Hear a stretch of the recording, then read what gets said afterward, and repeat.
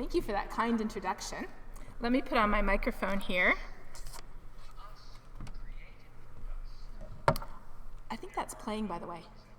Okay, all right. Okay. It's recording even though it's playing something, which is not me. Okay. Yeah, you would be getting, if you don't like one, listen to the other one. Oh, that's exciting. Right, Catherine. Okay, how's that? A little echoey, but you can hear me? Okay, louder? All right, I see some nods. There's one important fact that was not in that introduction, and that is the fact that I am a native. Not of Kingston, I'm sorry, but of Toronto, just down the road. Not the east side of Toronto, the west side of Toronto, I know, but close enough. So I did my undergrad in physics at U of T, and then, like most students, I did my backpacking year, kind of mandatory. And then going to grad school, I went down to the States, and down there was where I met my husband at grad school at University of Illinois. I met him in a student group called InterVarsity Christian Fellowship, which is a great group that tries to integrate what we're studying with our faith. Now, me, naive Canadian, I had never met anybody who didn't think that climate change was real. So it did not even occur to me to ask him, because I just figured every rational human being thinks that climate change is real. And he's a very rational human being. He's doing his PhD in linguistics. Got married. I forget how much longer it was after we got married, but it was a couple months after we got married that we had the conversation. And I can tell you, he was just as shocked as I was, because he had never met a Christian who thought that climate change was real. So here we were, Canadian climate scientist and an American, not just a linguist, but staunch Republican. His dad was a politician, grew up in the South. Here we are married. We're still in the honeymoon phase. So we decided we can work this thing out. And we did. And that was the first experience I had with talking about why I think climate change is real. And it taught me a lot. One of the main things it taught me is that often we think about climate change from this perspective. I often get asked, do you believe in global warming? As if it's a religion. And so my answer to this kind of surprises people, because I've come to decide that, you know what, I don't believe in global warming. The reason why I don't is one of my favorite verses in the Bible by the author of Hebrews. The author of Hebrews tells us that faith is the substance of things we hope for, the evidence of what we do not see. Now, if I had been sitting beside the author of Hebrews back all those thousands of years ago, I would have jogged their elbow and I would have said, hey, you missed the best part there. Science. Science is the substance of things that we do see here and now, and the evidence of what we can observe. Google, I love Google. Google backs us up on this. If you just Google the definition of science, it comes up with the systematic study of the world through observation and experiment. And it gives us, for faith, a strong belief that is based on spiritual apprehension rather than proof, which is basically Hebrews. You know, it's all in the Bible anyways. It just gets restated to look original. So one of the most important things I learned is the difference between belief or faith and science. To the point where I would now say that faith and science to me are two sides of the coin. We need both of them. We don't just need both of them for our lives, we need both of them to figure out what to do with thorny issues like climate change.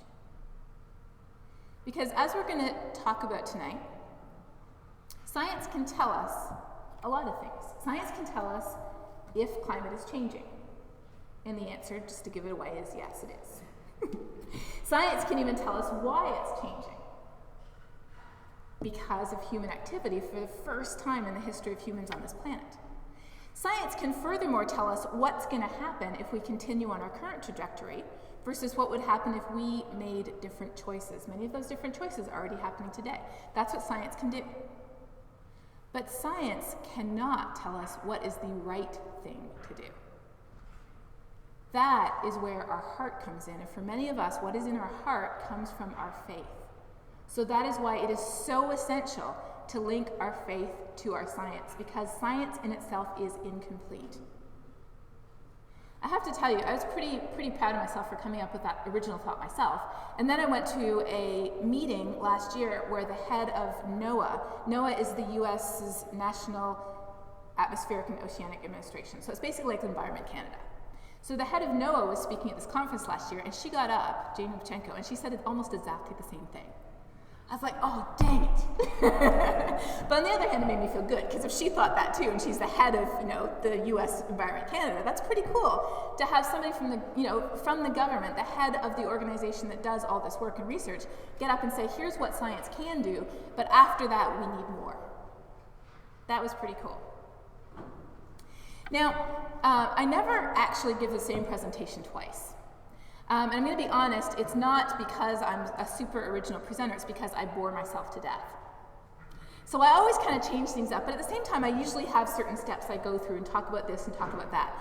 But tonight, I'm going to shake it up a little bit, and I'm going to just go straight to the elephant in the room. There's a giant elephant. Well, it's actually not in the room, thank goodness. There's a giant elephant as soon as you step outside the door. And that giant elephant is the most common question I hear between November and April every year. Usually accompanied with a look like this. Right? It is cold out there, and here we are sitting in here talking about global warming. Are we crazy? I saw someone nod back there. No, we're not crazy. Let's just talk about this right off the bat. If you look at our world today, this is what our world looks like. We are in deep freeze here where we live. But if you are in Western Canada, or Northwestern Canada, or even up in Alaska, it is just as unusually hot up in Alaska as it is unusually cold here. If you look at the last month, so this here is today, this is our last month. We were slightly below average our last month, but many places in the world were far above average. And if you look at our last year, 2014 was the warmest year on record so far. If you look at the last year, you see that we were below average here, but in many other places in the world, we were above average. So when you hear someone say it's freezing, where's global warming now? The first thing to remember is it's global warming. We can't just look where we live right here and say it's freezing outside. We have to look globally to figure out if the planet is warming. Now this is hard because it isn't just an issue of logic, it's actually our bodies are fighting against us here. What do I mean by that? Well, they did an experiment where they took a group of people and they divided them in half. And this half here went into a room that was slightly below room temperature, just a couple of degrees below room temperature. And you guys over here went to a room that was slightly above room temperature. Only difference was the temperature of the room. Then they polled the people in the room to see if they thought global warming was real or not. And guess what? Yeah, our bodies betray us. This group over here was statistically significantly lower rates of saying that global warming is real just because they themselves were a little bit chilly. So our bodies are not helping us here. We have to remember that it's a global issue. It's not just what's happening where we live. It's not just about what's happening here or there at the same time, though. We're not talking about weather. Weather is what is happening in a certain place at a certain time. Weather is this freezing cold month we're having right now. Weather is a single tree. Climate is the forest. Climate is the long-term average. It's formally defined as the long-term average over at least 20 to 30 years. So why does that matter? It matters because when you take the global temperature record measured by tens of thousands of thermometers around the world, and you pick a short period of time, you can make that global temperature record look like anything you want. Let me show you what I did. This is what I did to it. This is global temperature. This is real data. I didn't fake the data, it's real data. Oh my goodness, what's happening? Well, I did leave off the last 2 years, okay? So it's true, if I had the last 2 years in there, maybe that last line would be going up a bit more. But the point here is if you pick selected small points in time of 4, 5, 8, even 12 years, you can make it look like it's cooling or warming or staying flat.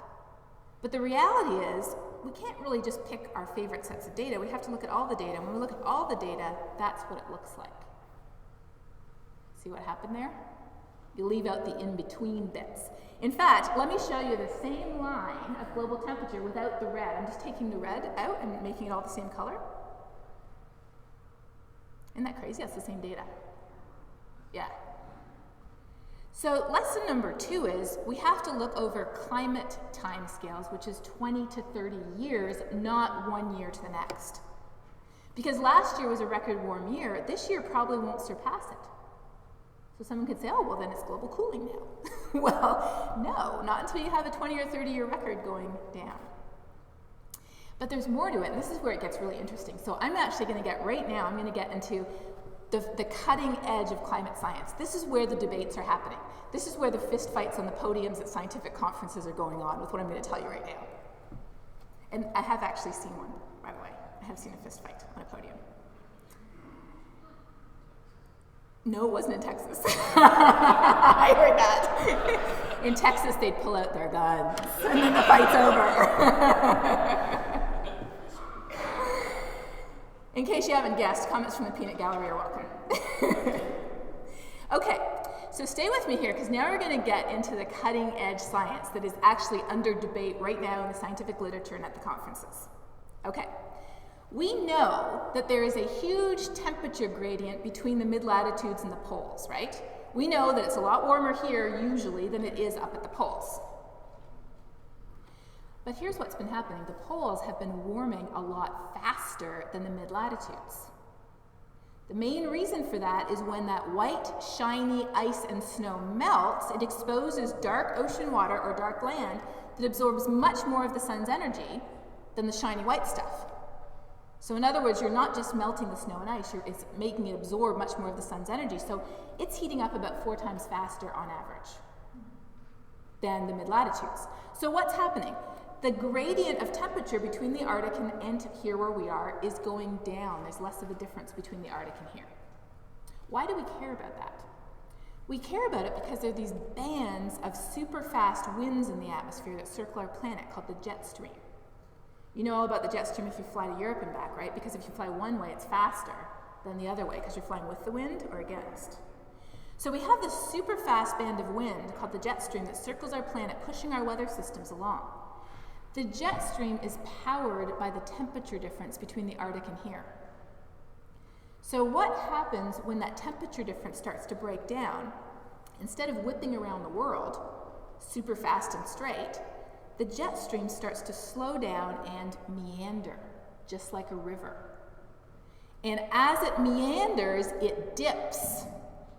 And as it dips, enormous outbreaks of cold air from the Arctic come all the way down, often all the way down the Rockies to Texas. Where I live in Texas, they had their coldest winter on record 2 years ago, and at the same time it was the coldest in Texas, in Alaska they canceled dog sled races because there wasn't any snow on the ground. It's because of this jet stream thing. And it gets even worse than this. This is a picture of the jet stream when Hurricane Sandy came along.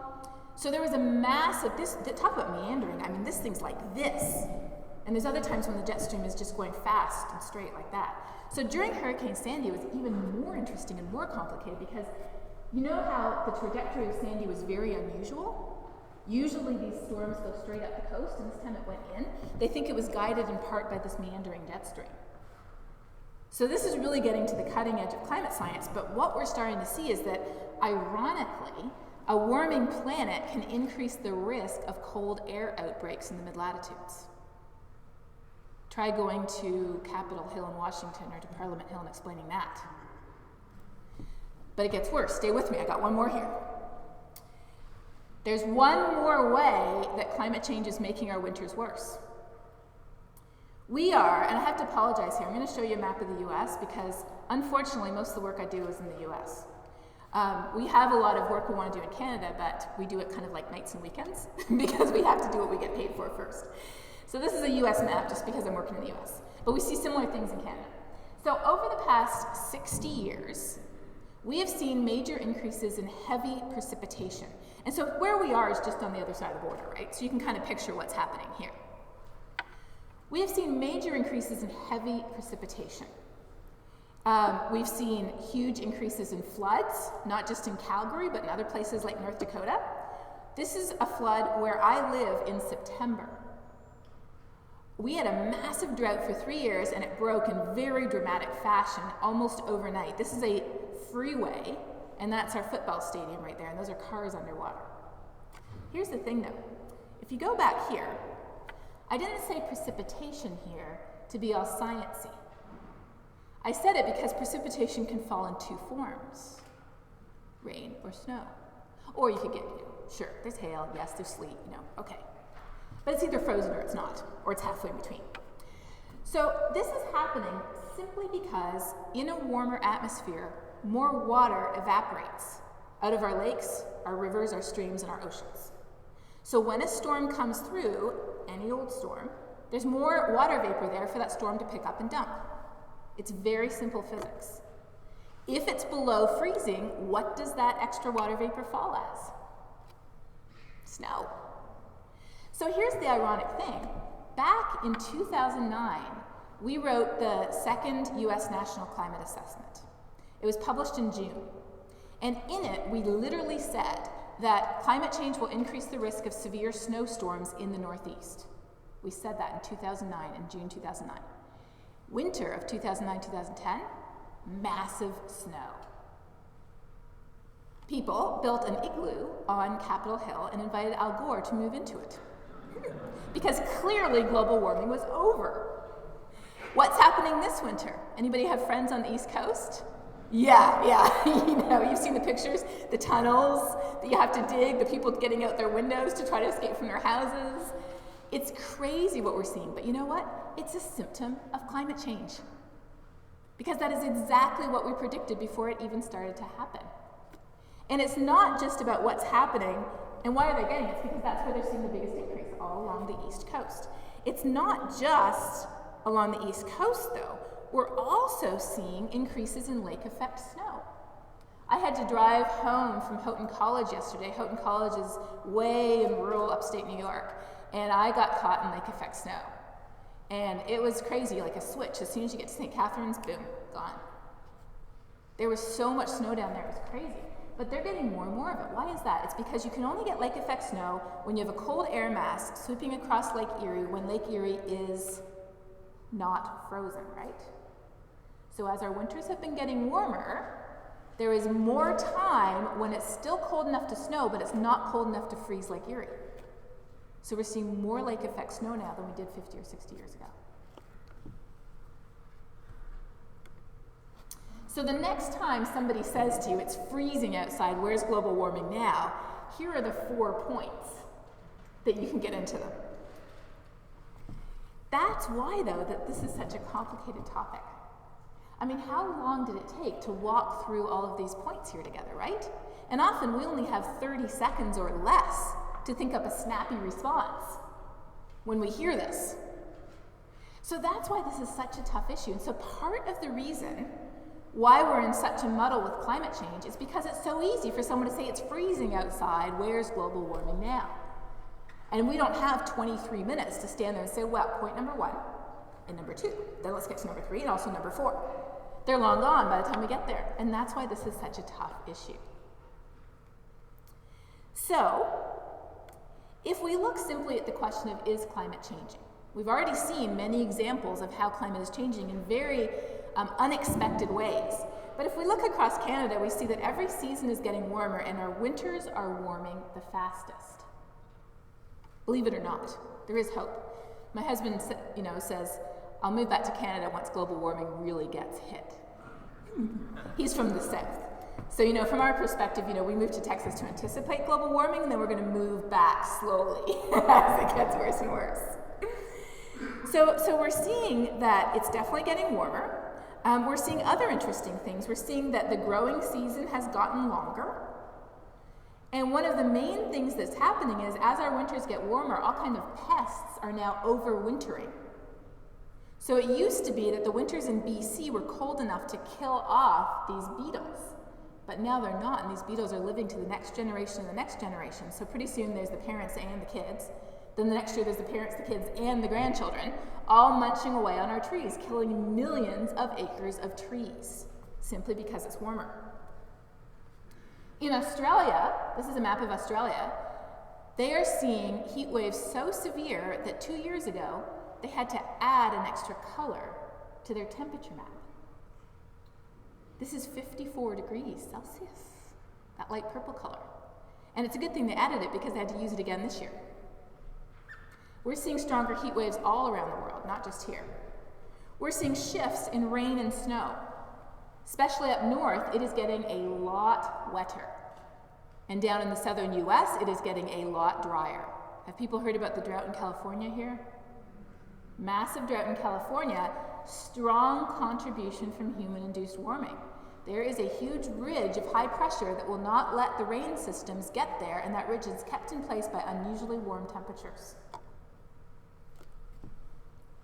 All across Canada, we're seeing less cold nights, cold days, frost days, less annual snowfall even, believe it or not.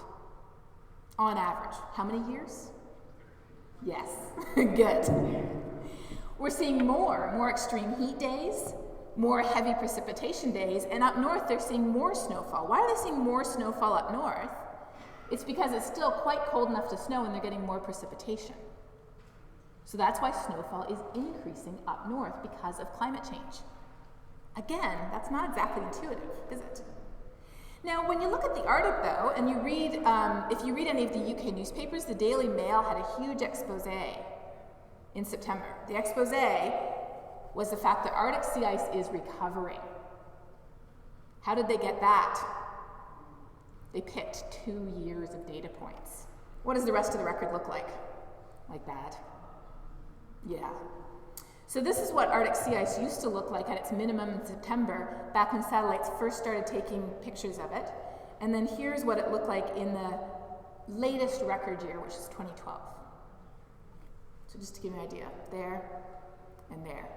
And what's left is thinner and melts more easily.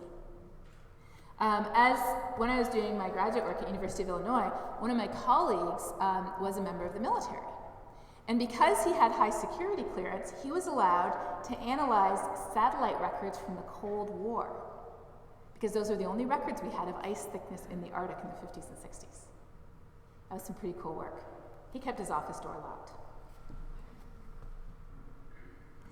Down south, we care about some other things. We're seeing stronger hurricanes because hurricanes get their energy from warm ocean water. As sea levels rise and as the ocean gets warmer and warmer, it's feeding more energy into these storms. And we're seeing that. We're not seeing any more frequent hurricanes, but we are seeing more of them than we used to, more stronger ones than we used to. So we look around the world and we see changes everywhere around the world. Glaciers are melting in Glacier National Park. The cherry trees in Kyoto, Japan are flowering weeks earlier in the year than they ever did in more than 1,000 years of records. There are 26,500 indicators of a warming planet. Isn't that crazy? And the way I think of it is God's creation is telling us that the planet is warming. It's not up to our scientists with our thermometers and our satellites. All we have to do is look in our own backyards and we see the evidence of it. So is climate changing? The science says yes. But then we have to get into the question then of why is it changing, right? Because if you turn on the TV or if you go to your favorite news outlet, we hear people saying, it's just a natural cycle, or it's just the sun. The thing is we climate scientists are the ones who study that. That's what we study. We are the ones who study natural cycles. We are the ones who study how the energy from the sun affects the planet. So we know when we look at the energy from the sun, for example, over 11 years it goes up and down. That's the sunspot cycle. But over long periods of time, we've seen that energy from the sun has been going down over the last 40 years. So if our temperature were being controlled by the sun right now, what would be happening to it? It would be going down, exactly. So that's how we know it can't be the sun. Could it be a natural cycle like El Nino or the NAO? The thing is with these natural cycles, they're just like a teeter-totter or a seesaw. Okay, now I'm going to ask you, just out of curiosity, okay, how many people call this a teeter-totter? Can I just see hands? Teeter-totter? How many people call this a teeter-totter? Teeter-totter. How many people call it a seesaw? Okay, a little bit less. I have been trying to figure out what is the difference between the two. Like, is it Canadian-American? Is it north-south? Everywhere I go, it's always about half and half. This is the only place where there's ever been more teeter-totterers. So maybe it is a Canadian thing. Okay, so we're going to just call it a teeter-totter, all right? So natural cycles are like a teeter-totter. All they do is move heat around the Earth system. They don't create it or destroy it. So if our air temperature were getting warmer because of a natural cycle, that heat would have to be coming from somewhere. And what's the first suspect for where that heat would be coming from? I'll give you a clue, it's on the slide. Yes, the ocean. So let's look at the heat content of the ocean. So let me tell you what you're looking at here. First of all, you're looking at something that is in exajoules. And what I would recommend is that we start measuring our calorie intake in exajoules from now on, because it makes you feel really, really thin. Just think, we just consumed like 0.0000001 exajoules for dinner tonight. And that's like even including the cake. So what we're looking at here is the change in the heat content of the ocean, that's the blue part, and the atmosphere, the land, and the ice all together, that's the green. What this tells us is actually really scary, because this tells us that when we look at the temperature of the Earth, which, just to remind you, we did back here, let me remind you what the temperature of the Earth looked like. This is the air temperature. When we look at the increase in the temperature of the air, it is literally the tip of the iceberg of global warming. The ocean is absorbing 20 times more heat than the atmosphere, the land, and the air and the sea ice put together. Isn't that crazy? So it can't be a natural cycle. So then, though, there's one more type of natural cycle. And we know all about this in Canada because this is why we have the Canadian Shield. What process formed the Canadian Shield? Yes. The Ice Ages, which we all know were triggered by a small rodent looking for a nut. Yes, anybody who has kids or grandchildren, you know this. The Ice Ages are fascinating because during World War I, a Serbian engineer called Milankovic was put into a work camp. Now, I say work camp on purpose because it was apparently a place where he had infinite amounts of spare time, pencil, and paper. In fact, it sounds like a holiday camp for many engineers. So he had 3 years of uninterrupted time to just sit there and think, what could I figure out? And he decided, I'm going to figure out why we have the Ice Ages. And he figured out that because the shape of the Earth's orbit changes over time, becomes more circular and more elliptical, and because the tilt of the Earth's axis precesses over time, it changes the way sunlight falls on the Earth. And because part of the Earth is land and part of the Earth is ocean, then our temperature goes up or down depending on whether more sunlight falls on the ocean or more sunlight falls on the land. So he figured out that this is why we have our Ice Ages. Isn't that cool? Maybe we should lock up like all our engineers for 3 years and see what they come up with. We could probably fix a lot of problems. So people might say, well, aren't we just recovering from the last Ice Age then? And the answer, unfortunately, is no. Our warming from the last Ice Age peaked 8,000 years ago. That is not a number we hear very frequently. It peaked 8,000 years ago, and if we look at what's happened since then, guess what? You're probably not going to guess this. I didn't even know until I made this plot myself. This is the Earth's temperature over the last 6,000 years. What was happening to it? It was going down.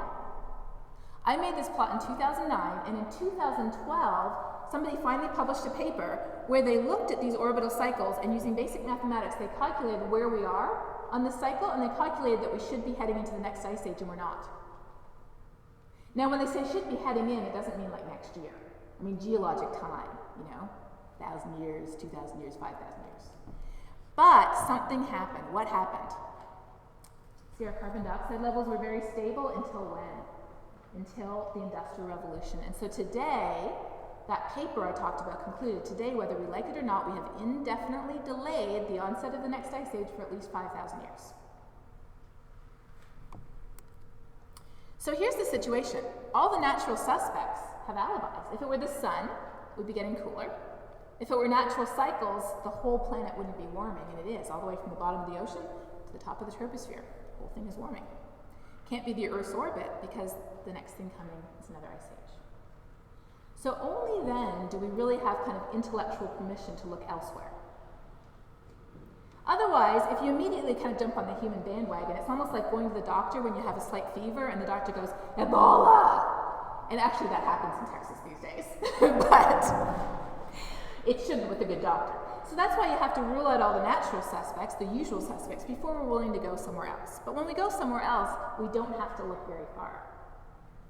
We know that ever since this happened, we have been digging huge amounts of coal, natural gas, and oil out of the ground and burning it. We know that. We know it's simple chemistry that burning this stuff produces carbon dioxide.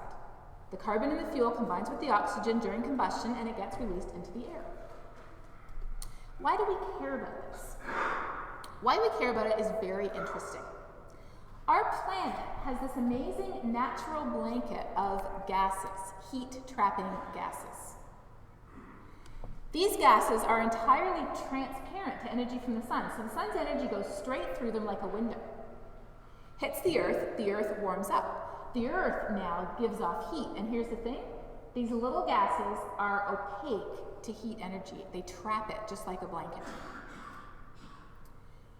So if we did not have this natural blanket, the earth would be more than 25 degrees Celsius cooler than it is today. In fact, we would pretty much be a frozen ball of ice because our average temperature is just over 15 degrees Celsius. That's our average earth temperature. So our average temperature would be below -10, and we'd be a frozen ball of ice if it wasn't for this amazing natural blanket of heat-trapping gases. So you might say, well, it's natural, so what's the problem? The problem is this. When I was little, I used to stay at my grandma's a lot. My grandma lives in Toronto, but her family was originally from Ukraine, and so maybe that's where she got it from, because she was afraid that we would freeze to death at night. It was a fear we could not get her over. So every night we'd go to sleep at Grandma's house, and Grandma would sneak in and put an extra blanket on us after we fell asleep. And we would wake up sweating, saying, Grandma, you did it again.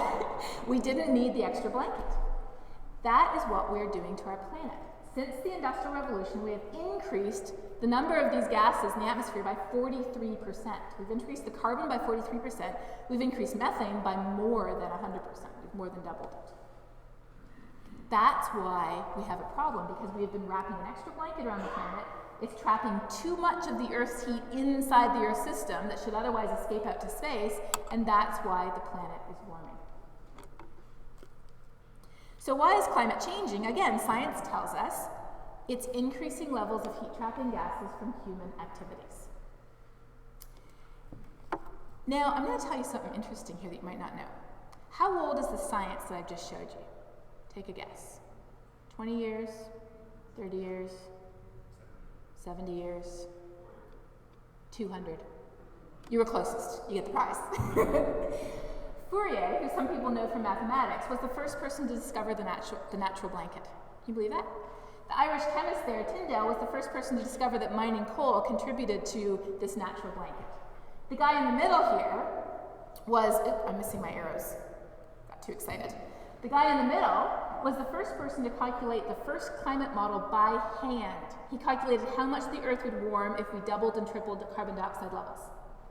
By hand, using physics. It took him 2 years, and his wife left him.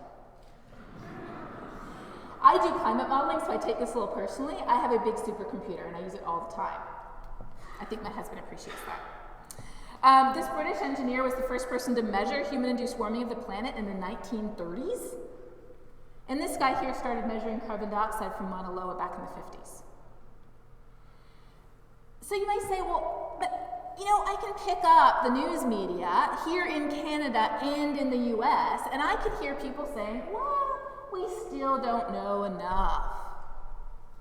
And when you survey people, the public, and this is the US public believes that scientists are about 50-50 on this issue.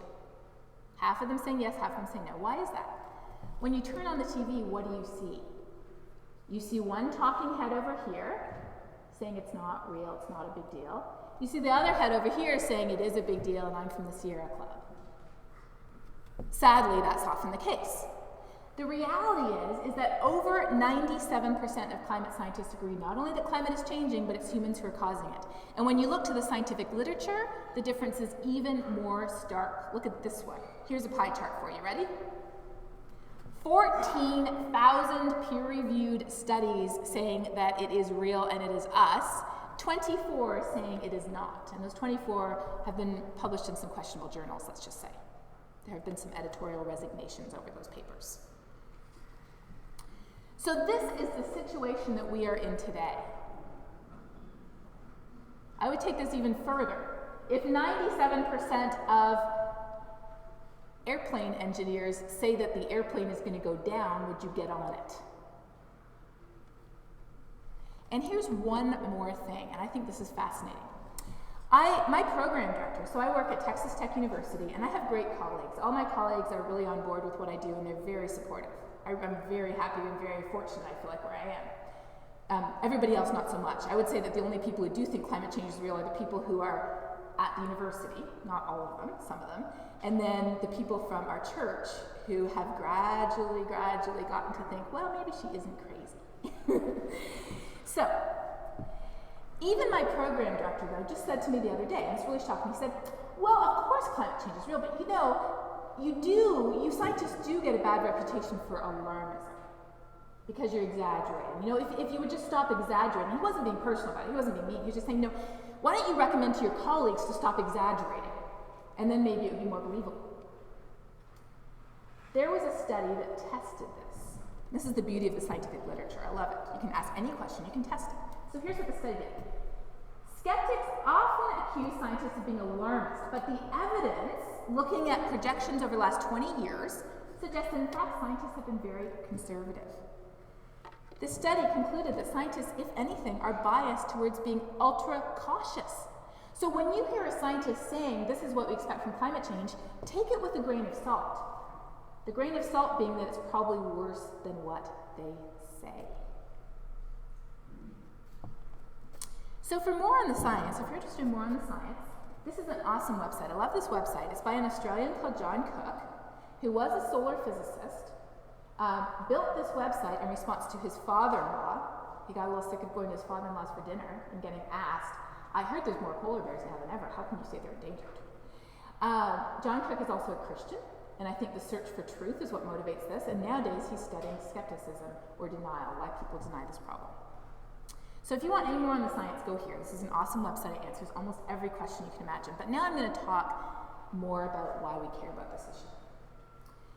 So remember, we've seen that science can tell us it's real, science can tell us it's us, science can tell us what's going to happen, but now we have to talk about why we care about this issue. And that starts the journey from here to here, which some people say is the furthest distance in the world, right?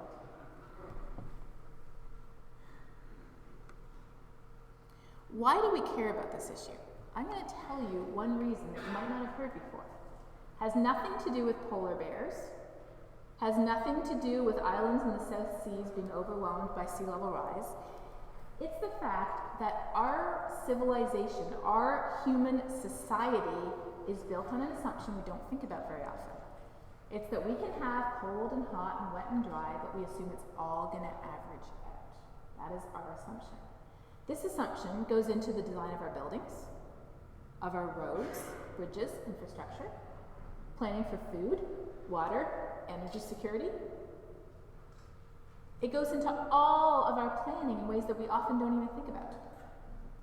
So when I work with people on the issue of climate change, I work with them because of this. Because the past is no longer a reliable guide to the future. So I work on a regular basis with cities. I'm working with Washington, D.C. right now. In fact, that's the next thing I have to do as soon as I get home, is work on a final report for Washington, D.C. Washington, D.C. wants to know how frequently are they going to get heat waves in the future? How about their heavy rainstorm events? What's sea level rise going to do to their city? I work with infrastructure engineers who are trying to get the American Association of Civil Engineers to change the climate part of their manual so that it looks forward rather than back. I work with water managers in Texas who want to know how much water they're going to get because what we're seeing is rain is falling in heavier downbursts with longer dry periods in between. So we have to start building bigger catchment systems so that when that rain falls, we don't let it go to waste. That's why we care about climate change. We humans are the most vulnerable species on the planet to climate change. Isn't that crazy?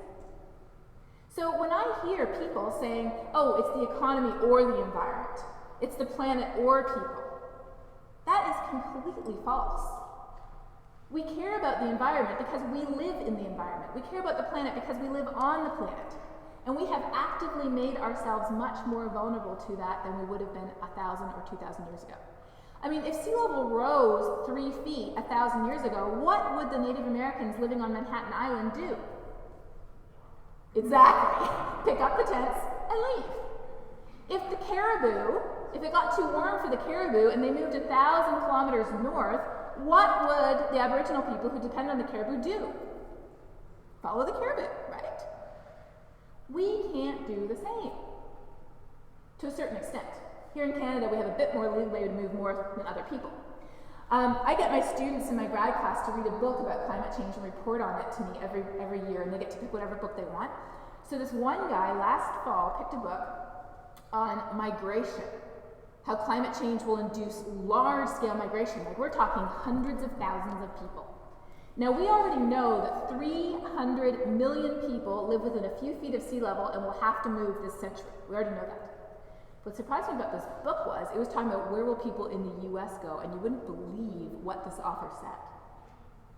He said that the Yukon was where everybody was going to go. I know, so buy land, you heard it here, buy land now. That's what he said anyways, that was the book. It was very interesting. So the problem is that we are built for a stable climate, but at the same time, we can find headlines like this anytime we go to the internet, right? And this is a particularly good headline. I love this one because it packs so much in. World is fine, global warming is good, CO2 is our friend, and guess who says all this? Scientists. Where does this come from? Let's just dig deeper just into this one. This is the first example I came up with. You can come up with a million more like this. So it says, the latest verdict is in, the news are good. All thanks to CO2 and global warming. Now we get to the next paragraph, which is in smaller print. So say the authors of this report, which comes from an independent research body funded by the Heartland Institute. So it's not coming from a government agency, it's not coming from a group of university scientists or research scientists, it's coming from the Heartland Institute. What is the Heartland Institute? Go to Wikipedia. This is from Wikipedia.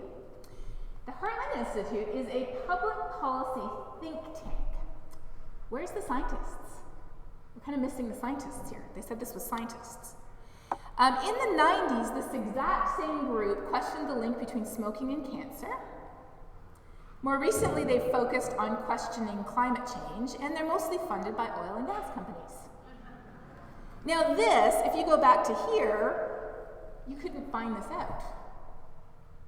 But whenever you see something that just sounds a little funny, give it a Google, because I think we'll find something out. So, why we care about climate change is because it has big impacts on us.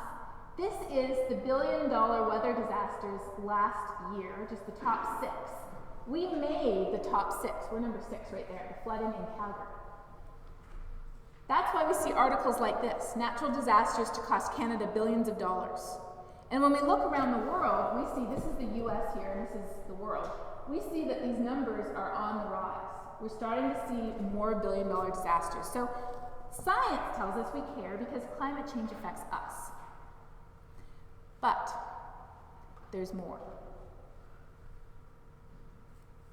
If we look at who produced all these carbon emissions over the past century, now Canada looks okay here, but this is not per capita. If we did per capita, we would look just as bad, so don't get all, head patting over this figure, okay?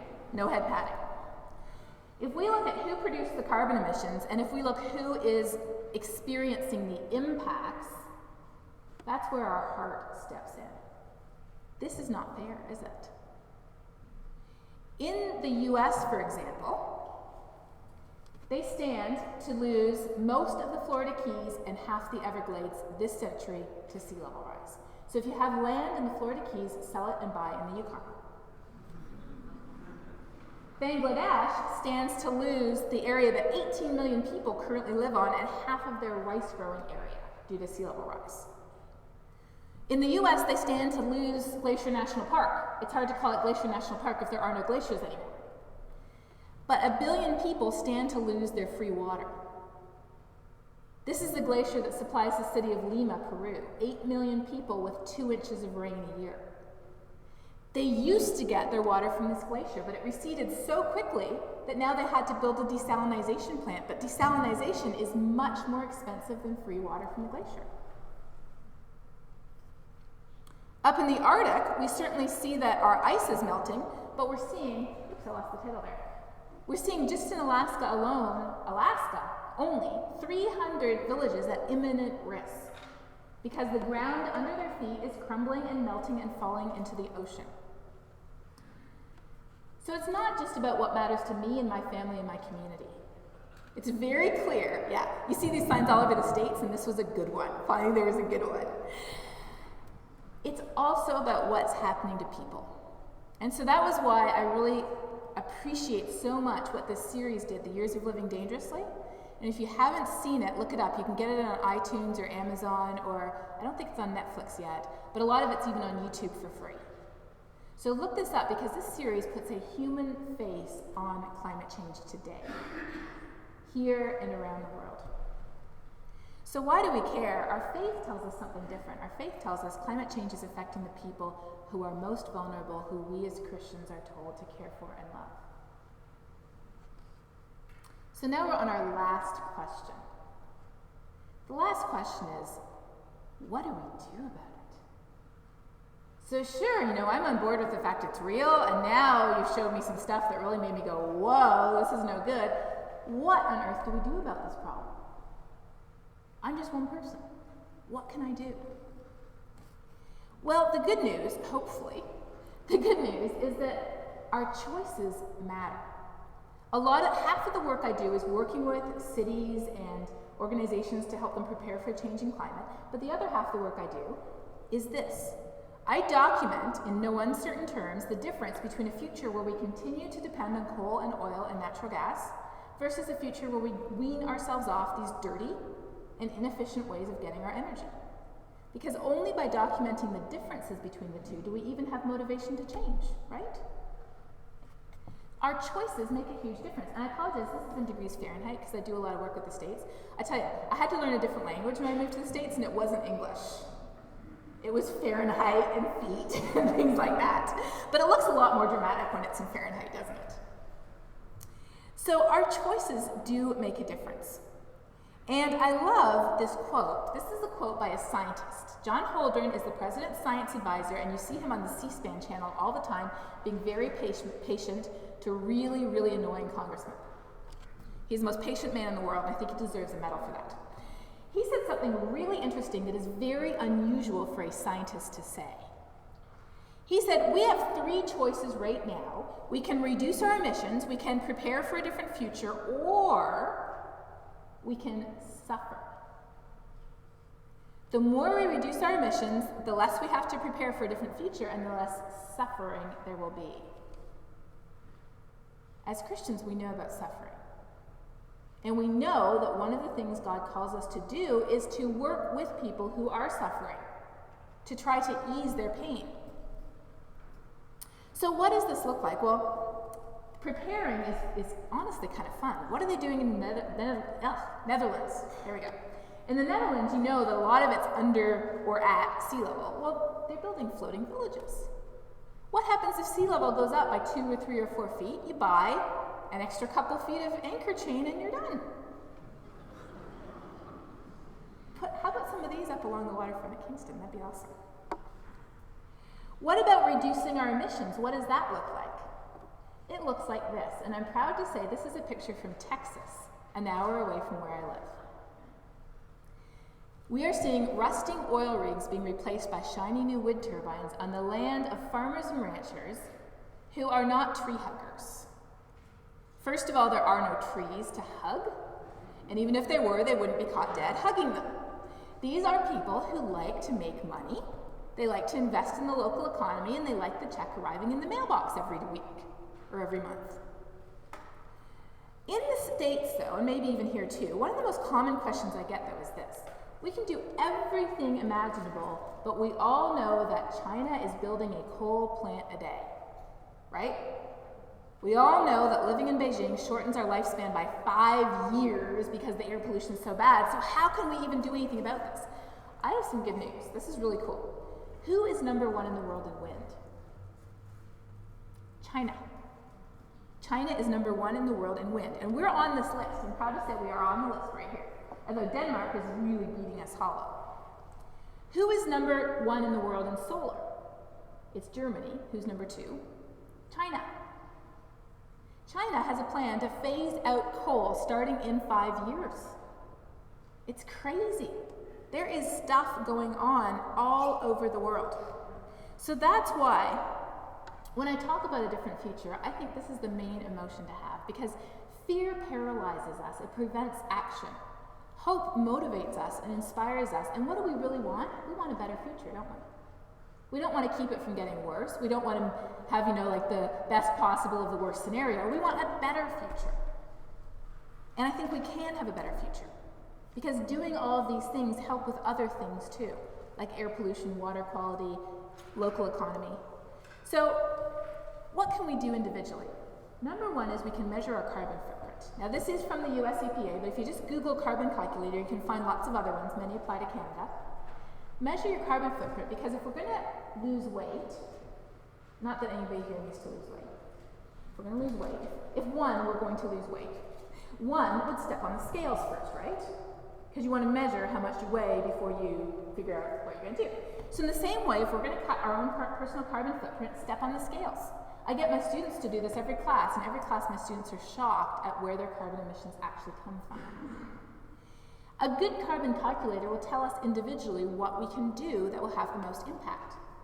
Silly little stuff, like eating 1 day less meat a week, or replacing 1 light bulb. If we replaced 1 light bulb in every house across Canada, that would be like taking more than 100,000 cars off the road. Isn't that crazy? And we save about $30 in electricity over the lifetime of the bulb. But even though our individual decisions control a certain amount of carbon emissions, realistically we need policy change too. And so that's why the second most important thing we can do is join a group. Join a group that helps us make our voice heard, telling people that we care. I don't volunteer with a lot of groups, but one of the only groups I do volunteer with is on the advisory board of Citizens Climate Lobby, and they have a wonderful, active Canadian branch. Citizens Climate Lobby is started by someone in real estate. Most of the people who work with it are, stay-at-home parents, teachers, business people, work at the local bank. Whatever you do, this is an opportunity to figure out, how do you write an op-ed to our local paper? How do I go in to talk to my MP? I don't want to actually say anything to the MP, but I'm willing to be a warm body at the back of the group.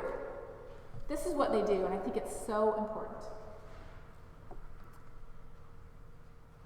So to bring this back to the central issues, I believe that we need our faith and our science when we're confronted with challenging issues like climate change. Because science can give us the facts, but to have the motivation to change, we have to engage our hearts. And for many of us, what is in our hearts comes from our faith. And what comes from our faith is actually pretty straightforward, isn't it? Just about all of us who are Christians would agree that God created the earth in some way, shape, or form, and it's good. That we, humans, are given responsibility to care for the earth. That respecting God's creation is a sign of respect for God. If someone gives you a present, and it's an incredible gift, this planet is such an amazing gift, and if we just basically trash it, what does that say about the person that gave us the present? Just doesn't make sense. And we also would agree that loving others is how we express Christ's love to the world. So as we were discussing over dinner, the theology here is very simple. Whether you come from one end of the spectrum of Christianity or the other, we can all agree on these central points. This is not a place to argue over the nuances of, infant baptism versus adult baptism, or blue paint versus cream paint for the walls of the church. This is Christianity 101 that any person who calls themselves a Christian from 0 AD until now would pretty much sign on the dotted line of. Why are we in such a quandary, though? We're in such a quandary because in the States especially, we've been told that we can't be who we are and think climate change is real. We can't be a Christian and think climate change is real. We can't be a conservative and think it's real. The reality is that whether we are Christians or not, I believe that nearly every single person on this planet has all the values they need to care about climate change. Starting with this one, we live on this planet. Unless you've signed up for the mission to Mars, it just makes sense to make sure that we can continue to thrive on this planet. Just about all of us want a healthy economy and a good world for us and for our kids. But if we go further and we look at conservative values or faith-based values, they're even more consistent. So it isn't just that they're consistent, though, with the issue of climate change. I think that our faith-based values would demand that we're on the forefront of demanding action on climate, rather than dragging our feet at the back. So I like reading a lot of different translations. And one of my favorite translations is The Message from Eugene Peterson. I love what he says here. He says, so what should we do?